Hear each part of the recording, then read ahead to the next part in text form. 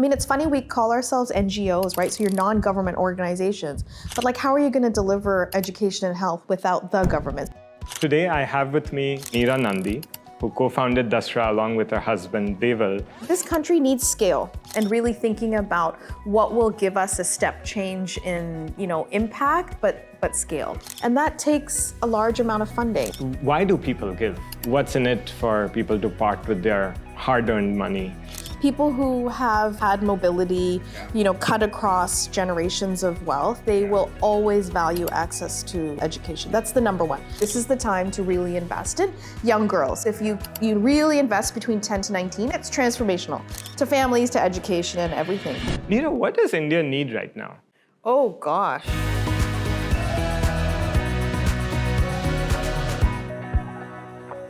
Hello, everyone. My name is Pranav Kothari. I'm the CEO of Educational Initiatives. We make student learning assessments and an adaptive learning software called MindSpark that aims to improve learning with understanding for every child. EI Dialogues is our initiative to bring conversations with leaders in the education sector who have spent a lot of time to uncover what the issues are and have built organizations to solve them. Today, I'm very interested in learning from Neera Nundy, who co-founded Dasra along with her husband, Deval, to know why she started this as opposed to joining an organization. Neera actually grew up in Canada and was an investment banker with UBS, with Morgan Stanley, and did an MBA from Harvard Business School before she started Dasra about 25 years ago. Neera has also been a personal mentor. When I first came back to India after finishing my MBA, and I wrote to people in the sector, Neera was amongst the very few who had also finished an MBA and chosen this path, even when she had offers that paid probably 10x more from the financial giants of the world. The fact that she has stuck to this for a quarter of a century is a testament that people can find meaningful careers in the social development sector, and the fact that this is also a rewarding career. Neera told me that she's done all of this with raising 3 sons, the eldest of one who's just going into college. So a really great way to integrate work, life, children, and making an impact on people's lives. In this episode today, I want to ask Neera, what makes people give? Is it intellectual? Is it emotionally satisfying? I also want to know where they choose to give, why they choose to give, how much of say they want to have in their giving, and how does a person think about when they have to part with their hard-earned wealth. Neera is also an advisor to a lot of foundations, as well as rich families, to tell them what might be different options when it comes to their giving. So join me in unpacking a lot of these. Welcome to EI Dialogues, Neera. It's great to have you here. Thank you for coming. Thanks for having me.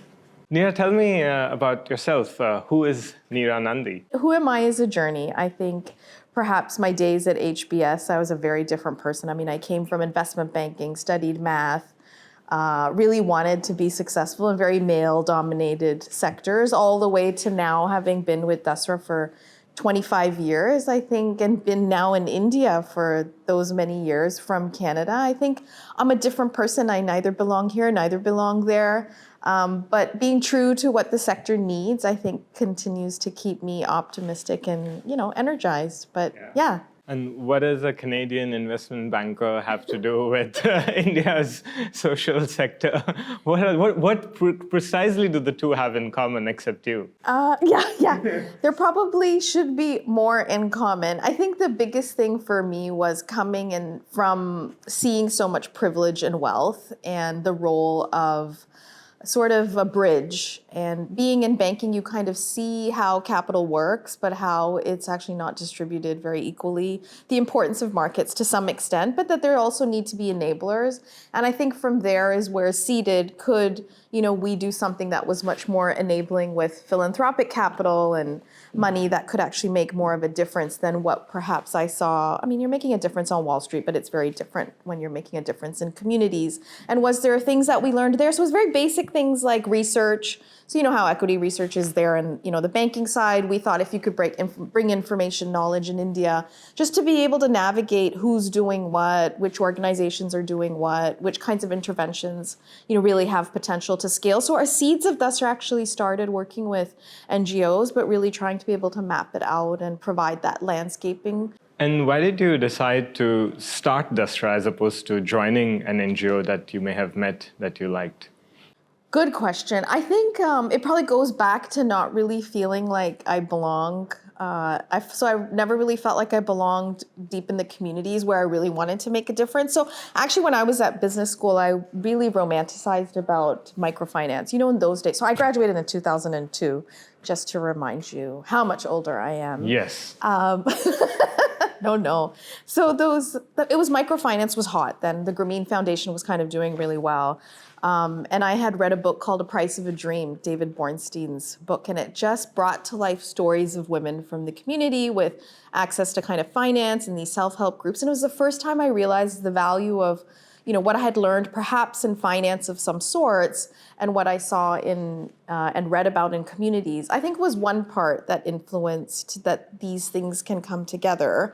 And then my mother moved. So my parents went to IIT Kharagpur. My mom was the first woman electrical engineer in IIT. Wow, amazing. And she moved back and started a school. She started a boarding school for Adivasi children on IIT campus. And so I guess in 94 would be the first time that I came and I would see and be exposed to how people were living in very, very poor, rural parts of India. And so I think the combination of that, a woman I met named Nancy Berry, who started something called Women's World Banking, went to Harvard Business School, came and spoke about the value of individuals who had been exposed to a number of things. So she was like, if you can do finance and you've seen a village, we want people like you. And so I think it became a place for me to realize that more and more of us that have come from different sides, the value of, bringing all of, civil society, government, and private sector together.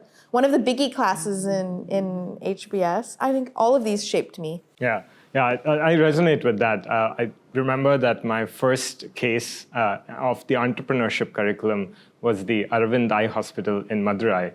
And I was so amazed at the fact that they were achieving world-class surgery rates. They had interns from Johns Hopkins coming. Amazing. They were sending buses to treat 60% of the patients for free. They had the best equipment. And they were doing all of this without raising a single rupee in donations. And at least the way I grew up, I thought there was always a philanthropy-driven model, and then there was a commercial model. But I loved that Arvind had sort of achieved financial independence through high efficiency and throughput, while maintaining gold standards of quality. And that was one seed that sort of led towards me deciding to come back and trying to open a cross-subsidized school. Over 26 years ago, you started Dasra with your husband, Deva. You obviously have no work-life integration Separations, issues. Yes. Yes. We have issues, but maybe not separation. Tell us the funniest moment in this co-leadership approach.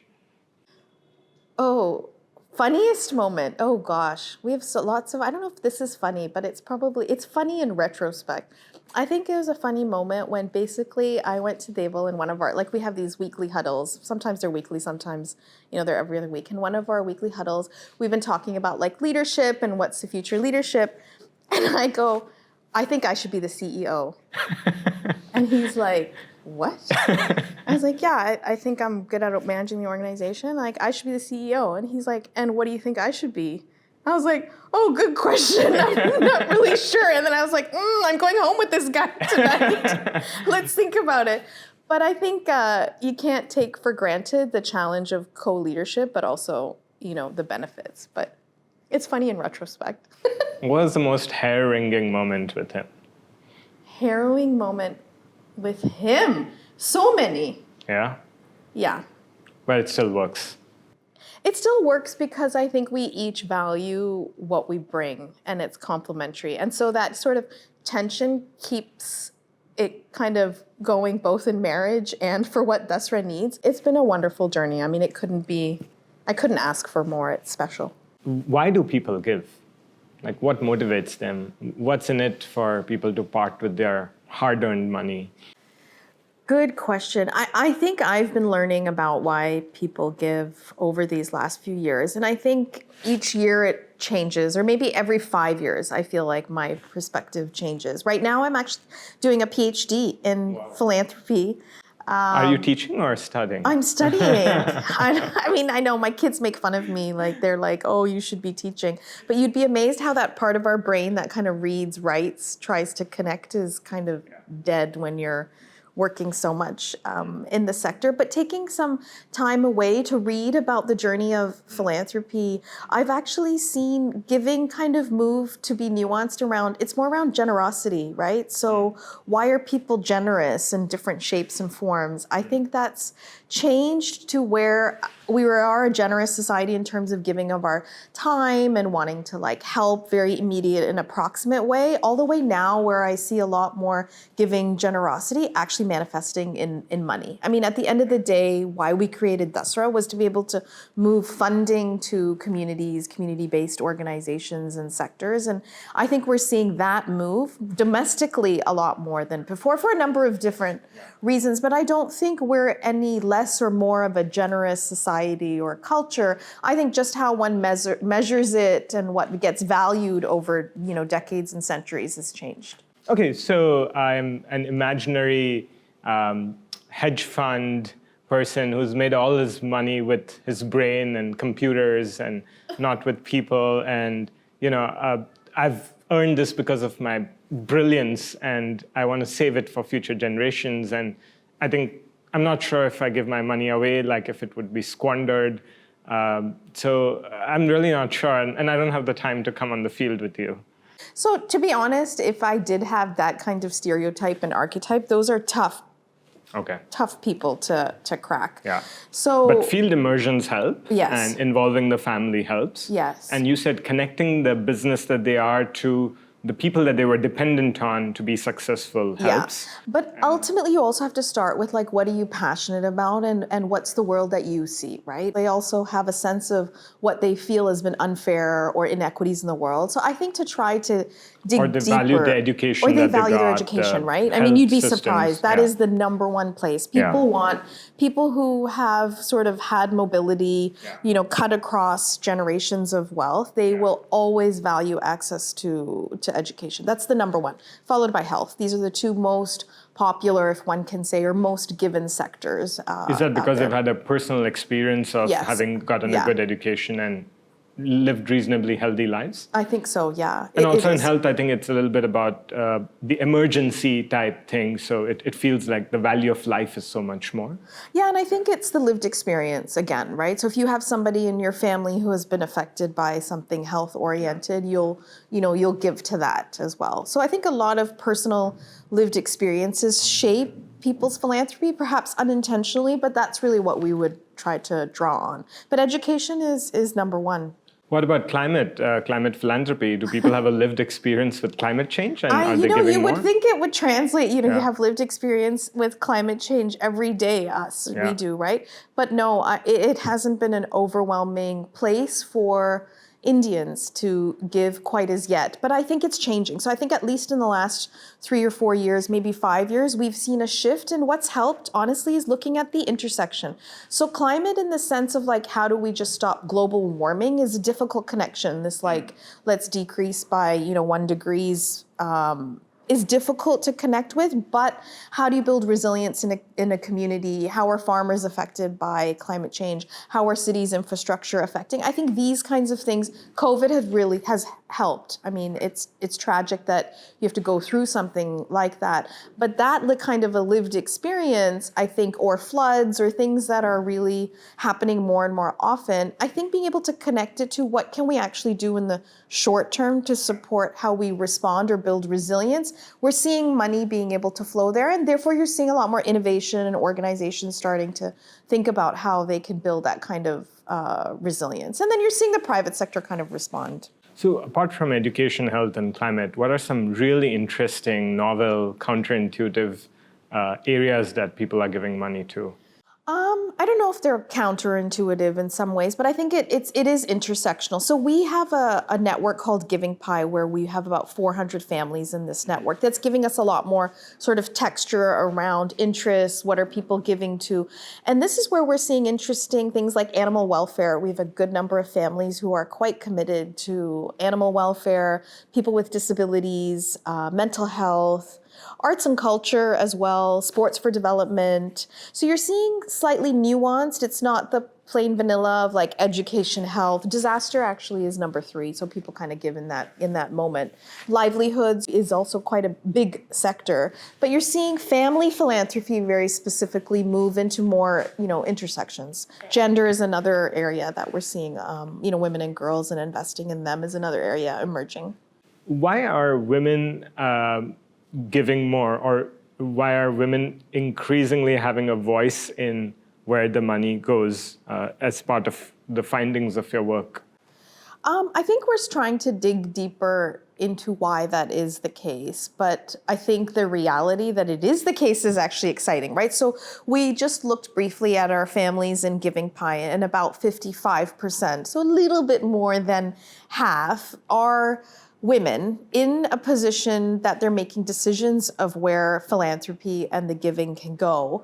And the transfer of wealth is slow, but basically women are living longer. There's a lot more separations and divorces that end up women holding assets, but inheritance laws actually have changed, right, in India. So you'll also see more women now leading intergenerational businesses. And so the combination of all of these factors, I think you're finding that women are also engaging, much more in the philanthropy. So I don't know if it's that men are less and women are more, but I think women with their partners. So there's also research to say that couples who give together actually give a lot more than any single man or single woman, although single women will give more than a single man, but giving together. So I think there's something about giving together, giving as a family, even children early on coming from wealthy families, being exposed to the needs and engaging in philanthropy in a different kind of way. I think all of that is playing into some of the role that women are taking. That sounds amazing. It sounds like a great family activity to do, beyond the typical vacations and the typical weekends. I think this sounds like a way to have a great experience during the day and debrief during a dinner table in terms of what we saw and what is our family's role in nurturing, giving, and expanding this. Yeah, and you're seeing that some families are even willing to say, like, we'll give our children, even if it's a small amount of money, like, here's some money, why don't you think about the things that you would want to give to? And it does exactly make for good conversation, for learning. And so you're finding that young adults, teenagers are wanting to engage. And so I think even as the sector, we have a little bit of a not a little bit, but we have a responsibility with how we engage and shape sort of younger philanthropists as well. And it's not easy, right? When you're working in an NGO, the last thing you're going to want to try to figure out is how does some privileged kid come and help you. But I think seeing it as sort of seeding where giving will eventually go, but also shaping minds and influencing. It's a little bit of like the Teach for India kind of, these people will be in places of influence. Can we shape their minds and expose them is important for us to think about. Yeah. Who's the oldest giver you've worked with? We have somebody right now, he's 83 and in 84. And what's the youngest person's age? 14. So we have a young 83. philanthropy program, 14 and 83, yeah. How does a 14-year-old versus a 50-year-old versus an 83-year-old differ in their giving styles and preferences and choices? I think, it's interesting you asked that. I would say the 83-year-old is a lot more like the 14-year-old. Okay. Right, because something happens when you've made so much wealth, and you really want to make a difference, but you're a little more relaxed about like life and yourself. And that kind of naivety in some ways and very positive, like willing to learn, tell me how I can make a difference is quite similar to like a 14-year-old, right? Who has a blank slate, hasn't really seen much, very kind of nervous in some ways, willing to learn, a great listener. In contrast to the 50-year-old, and of course I'm different, but in the middle, you're trying to assert yourself. You've accumulated some assets. You're still in that strange mode of, I don't know if it's entitlement, but you feel established and so you assert yourself. Something like that happens in the middle, which in some ways is unfortunate because I think if you adopted a little bit more of like a learning listening in your prime, because I'd say 40, 50, you're probably between 40 and 60, you're in your prime, right? To really put some money away, really make a difference, even experiment with things that have a longevity of 10, 15 years, you'd be able to see that. So you almost have to, like, with the 14 and the 83-year-old, you take them on immersion trips, they're willing to listen. But with the 50-year-old, it's more of a business case for giving. I think so. Yeah. Okay. Yeah. Nice. Yeah. How are women different from men in terms of giving? Like, what appeals to either gender? So, for example, at least some research says that men want measured impact, right? Like when you're sitting around a table with men, they will talk about numbers. They will highlight like this many women, this many children were educated, this many women got, loans.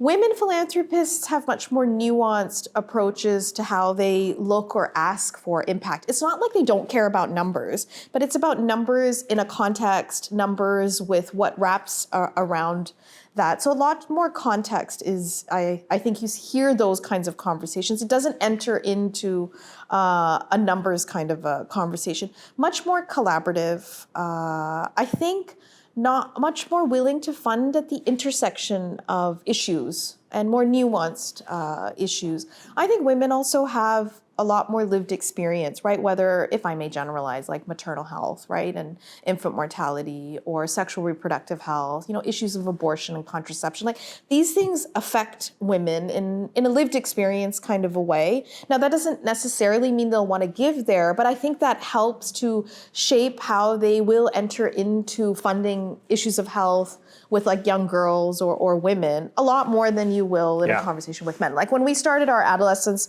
collaborative, this would have been 15 years ago. We said, this is the time to really invest in young girls. If you really invest between 10 to 19, it's transformational to families, to education and everything. We started our first giving circle. It was really difficult to convince men. I mean, we were going to offices and it was a bit like, why are we investing in girls so late? Why don't we get, cute little kids when they're little or women with jobs? But I think now you've really seen a shift. So I don't mean to generalize. I was astounded at Scott McKenzie's decision to give away billions of dollars, even without meeting a single person in the organizations that she gave to. Was she thinking? Did she consult you? Did she go through some strategic review? What was she thinking? Isn't it amazing? It's amazing. I mean, it gives in so me many goosebumps. ways. Yeah. I think her kind of funding is just transformational for organizations. I think, though, some of the challenge with her approach to funding has lent itself to people think that's trust-based philanthropy. And so there's this whole movement towards trust-based philanthropy that I think one has to be careful. So I think if you're able to give, you trust. I mean, she's got a system behind it. I mean, they're doing due diligence. They're asking for strategy. It's unheard of and unseen, right? And it's groundbreaking. Why would you say it's not trust-based philanthropy? It is trust-based philanthropy, but trust-based philanthropy is a spectrum. Okay.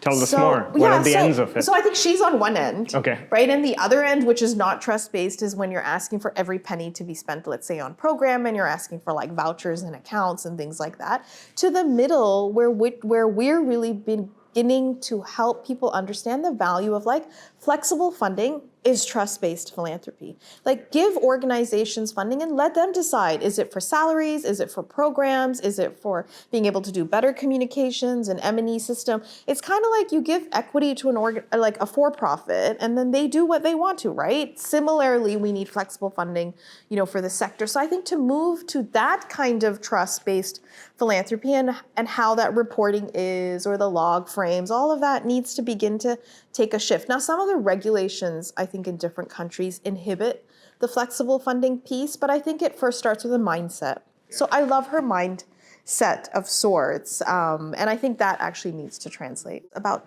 10, 15 years ago, we said, there's not enough flexible funding. What if we actually brought families together and they pooled money and that funding actually went to an NGO, but it was flexible? And so we ended up having about 13 giving circles, 10 families would come to, pool the funds. And our first one was actually education here in Bombay. How do we strengthen public education in the city with like municipal schools? And so we would do research, we would find a set of organizations, we would really try and share with this group, who these organizations are, their potential for both scale and impact. So for us, a big thing was, how do you really invest with flexible funding to help these organizations grow? And then the giving circle would actually come. So you'd pool money. It ended up being about 1 crore per year for 3 years is the commitment. So everybody gives kind of 10 lakhs for 3 years, of 50 lakhs actually for 3 years. So I think something that shapes these folks is they come together and start to recognize, working closely with the organization, how that flexibility helps. So the conversations, the peer pressure, the reporting back. So organizations also came back and said, these are our challenge, being open, right, about the challenges we're facing. This is the support we need. This is where the money has gone. So I think there still has to be a level of accountability with that flexible funding. But I think coming together shapes individuals' ability to take. For them, it's a risk at the end of the day. Would you say on average Indians are more giving or less compared to their global peers? I think when you look at the numbers, it's sad to say that it looks like we're less giving, but I would bet on that we are much more of a generous society. And so if we could actually track the giving, the informal giving, plus the kind of money, I think we would be higher than our US or Europeans. And I think both LMP and Giving Pledge are trying to build a community, Yes, which to your Giving even our Circle Giving Pie is doing, sort of, or our Giving yes. Circle. So I think Yes. building community around those Yeah. who are giving very much helps, for sure. How is giving different in India or for Indians compared to giving globally? Like, what are some cultural differences? What are some mental models when it comes to giving? I think a big part of our giving is very informal. Very informal. Very informal, right? So it's not like the immediate isn't I give to a charity. It definitely is a huge amount of our population gives to religious organizations. And that doesn't necessarily get tracked, but that's the first place. And some of that comes from religious organized religion in some ways were the first places with where charity sort of begins, right? Temples in their communities. And so that's a way for your community to engage with each other. So that has been the first place of giving that happens. I actually think that happens globally, but it gets tracked probably better globally, but it happens a lot in India. So first to your religion, then to your community. Where you grew up in your village, can you give to the school over there? Can you give to the health centers over there? To then in my city where I live, are there things that I can do? That happens informally first, then sort of more formally. So I think it's a number of different places. I mean, if you really look at how much giving is ultimately happening to an actual nonprofit or an NGO, it's limited. You look at some of our wealthy families and huge CSR. What's unique about India is we're actually starting to have operating foundations that are engaging and delivering services themselves, which is actually quite different, right, than the US. You don't have that many operating foundations. For example, like a Bharti Foundation? Like our Paramols. Yeah. Even Tata Trust went through their phase of, implementing. Azim Premji's huge amount of that funding actually goes to the university in some ways. Yeah. But many, many years ago, Kishore Mariwala, who just sort of passed away recently, I remember him coming into our Giving Circle and writing a check to the Giving Circle. And he was like, writing a check, like writing an actual check, it's like a part of your brain and that muscle that you have to strengthen over time. So I think like giving of your money is a muscle that you have to just strengthen, keep building, and keeping sort of alive and not atrophied in some way. So I think about it as that rather than, and maybe that's part of it hurts, right? Kind of like you're training as an athlete. If it hurts, then you're not really training well. So maybe to that analogy, I would say probably a little. Tell us more on the biology. Like when people give, do they get a dopamine or other hormones that make them feel good? Like what's the biology behind giving? I think it's different for different people. But again, if I was to generalize, I would say it's joy. I think it's part of what makes humanity special, right? It's kind of it's maybe a part of yourself, but I think it's also when you see that you might have improved someone's life. I think that's what keeps our survival instinct. That's part of our evolution in some ways. But at the end of the day, I feel it's joy. People want to see joy and a difference in some way. Yeah. Neera, tell us a little bit about how individual giving is different from foundations that give. Like, what are some characteristics that differentiate the two, in your opinion? I mean, the name itself is quite a range, right? Individual to institutional. But there's that in between. So I can probably speak less to, but there is a need, right? In India, we haven't quite cracked the retail giving infrastructure. So I do think individuals, everyday, middle class folks, there's a tremendous opportunity to tap into that. And we're a generous society. So I do think there's something there around retail giving. I think our experience as Dasra has been a lot more around individuals of wealth. They call them ultra high net worth individuals or high net worth. They're such awful words, but people of wealth and their giving, we've looked at families. So if you see how individuals give when there has been wealth accumulation, I think that has changed, over time. And the CSR bill helped quite a lot to actually have a separation of, corporate giving versus individual family giving. And now if you say corporate giving is part of the side of the institutional giving,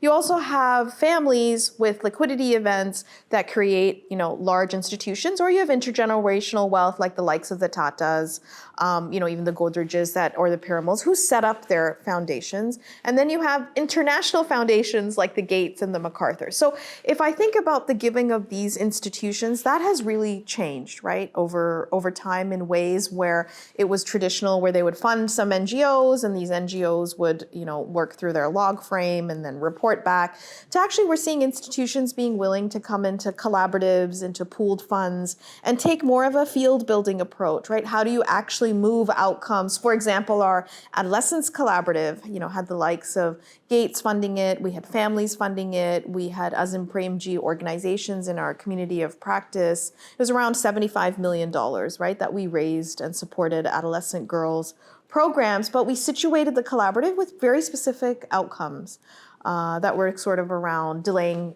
marriage, age of marriage, delaying first pregnancy, keeping girls in school. So I think this collaborative field building approach, we see institutions entering. I mean, we wish a lot more families would come in, but on the family side, you're seeing a real change from the traditional, we'll fund a school, a hospital, in those days even sanatoriums, to now how do we actually support organizations that are strategic, thinking about scale and impact. More of that could happen, but you're also seeing a move from education, health, to different issues like mental health, animal welfare, and some of these sort of intersectional. Neera, what does India need right now?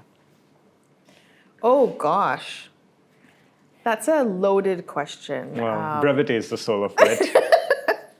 Wow, what does India need? India needs a lot of things, but I think where we are in the world today, it's a tremendous opportunity for us to think about how we're situated in the world, but also how we're situated in this region.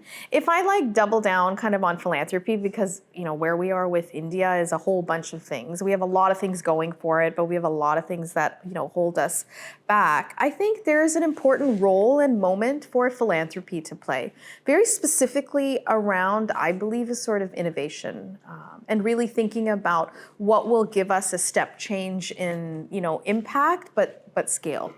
And some of that is going to come from the likes of technology, research. And so there's something there around infrastructure that can we build platforms that enable some of this to happen a lot quickly and reimagine. So I feel there's something that we need to reimagine, whether it's in education and health.